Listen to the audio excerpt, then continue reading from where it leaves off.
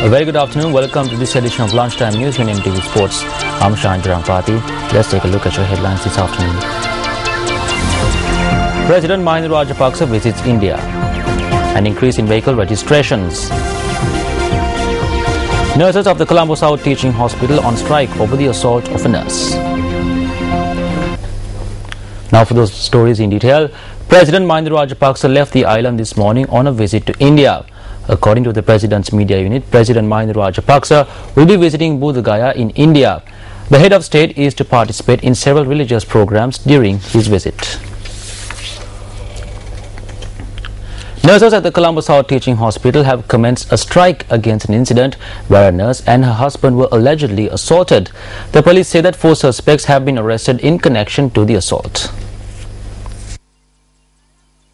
Chairman of the Government Nursing Officers Union, Saman Ratnapriya, said that the member of the hospital junior staff had carried out the assault. The nurse and her husband, who sustained injuries, are receiving treatment at the Colombo South Teaching Hospital. Hospital Director Dr. Asela Gunawardana said that the couple is not in a critical condition. The police said the 4 workers who were taken into custody will be produced before the Gangodawila Magistrate Court today. The collective for Sinhalese displaced in the north charged that the Sinhalese who were displaced in the north have not been given the necessary relief. The collective made this comment at a media briefing held yesterday.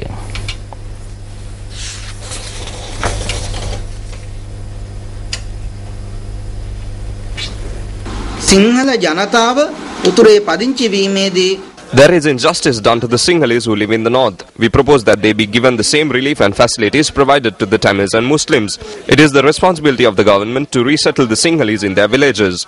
ලබා දෙන පහසුකම් සිංහල ජනතාවටත් ලබා දිය යුතුයි කියලායි අපි යෝජනා කරන්නේ. ස්වේච්ඡාවෙන් තමන්ගේ කැමැත්තෙන් තමන්ගේ ගම්බිම් වලට ගිහිපු ජනතාව The Sinhalese who return to their villages voluntarily have not been provided with anything, not even a kilo of rice, dry rations or kitchen utensils. Do justice to all ethnic communities, may it be the Sinhalese, Tamils and Muslims residing in this province. අඩුම කුඩුම ලබා දෙන්න. මේ කිසිම දෙයකින් සිංහල ජනතාවට සැලකිල්ලක් කරලා නැහැ. Chief Minister of the Central Province Sarath Ekanayake says that a new unit named the Road Accidents Prevention Unit will be set up based on a concept of the President. Ekanayake made this statement at a function held in Kandy yesterday. The upgraded computer system and the newly constructed auditorium of the Road Passenger Transport Authority of the Central Province were declared open by Chief Minister of the Central Province Sarath Ekanayake.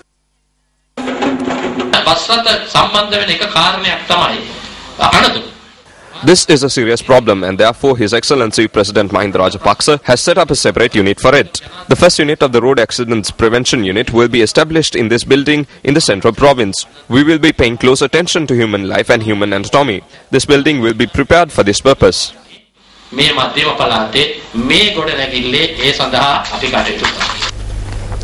Commissioner General of the Department of Motor Traffic H.S. Harish Chandra says that registrations of vehicles increased last month. He noted that close to 30,000 vehicles were registered last month.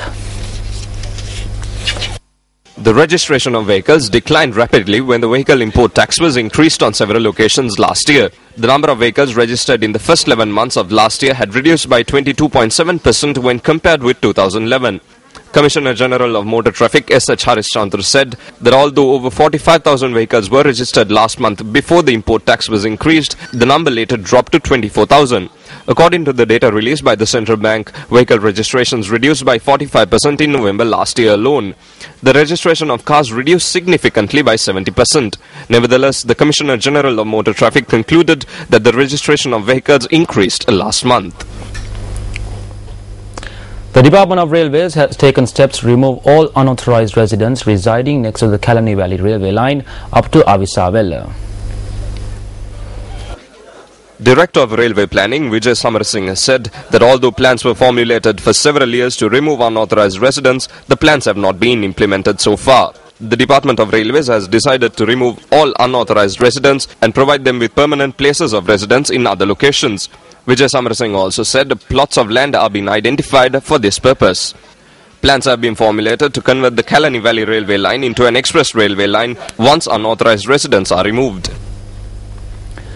India-based The Hindu website reports that additional security has been provided for the office of the Sri Lankan Deputy High Commissioner in Chennai. Now, The Hindu reports that this measure was taken following an attack on the Bank of Ceylon branch in Egmore, Chennai last afternoon.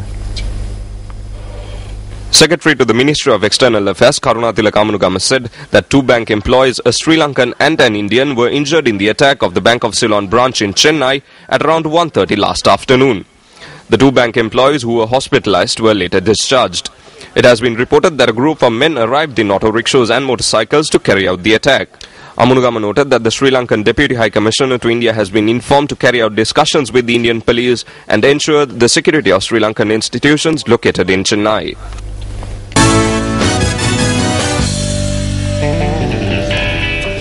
In sports news, the Sri Lankan women are taking on New Zealand in their first encounter in the Super 6 stage of the ICC Women's Cricket World Cup in Mumbai. Put into bat first after losing the toss, Sri Lanka were bundled out for a low score of 103 runs in 42 overs. Meanwhile, England is taking on Australia in another Super 6 encounter in Mumbai. Batting first, Australia posted 147 all out in 44 overs. Now, England won the toss and chose to field first. The English women successfully secured 5 Australian wickets for just 32 runs. Sarah Coit was the top scorer, contributing 44 runs, while Lisa Salakar scored 41. Meg Lannings chipped in with 17 runs. Anya Shrubsole picked up 3 wickets for 24 runs for England.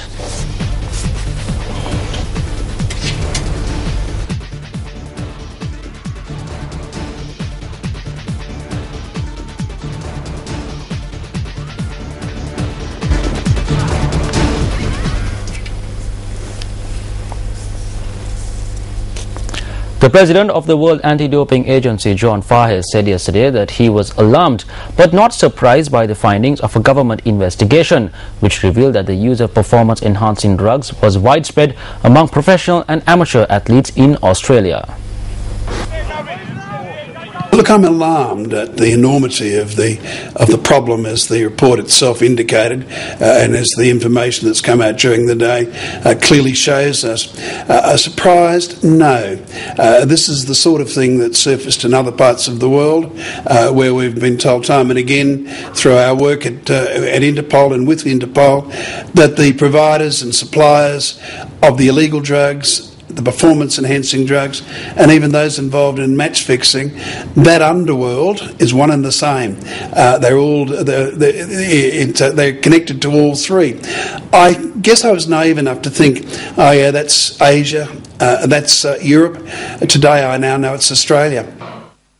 The report by Australia's top criminal intelligence body, the Australian Crime Commission, which was published yesterday, found organised crime was involved in trafficking illicit performance-enhancing drugs and had infiltrated some legitimate sports businesses. We hit things hard quite early, so if somebody is found guilty of match fixing or taking drugs, then our sport hits them quite hard.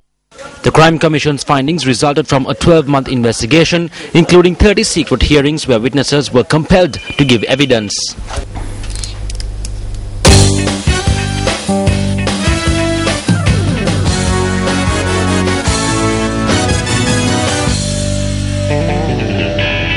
And that brings an end to your lunchtime news bulletin. Thank you very much for watching. I'm Shahan Jarampati. Goodbye and take care.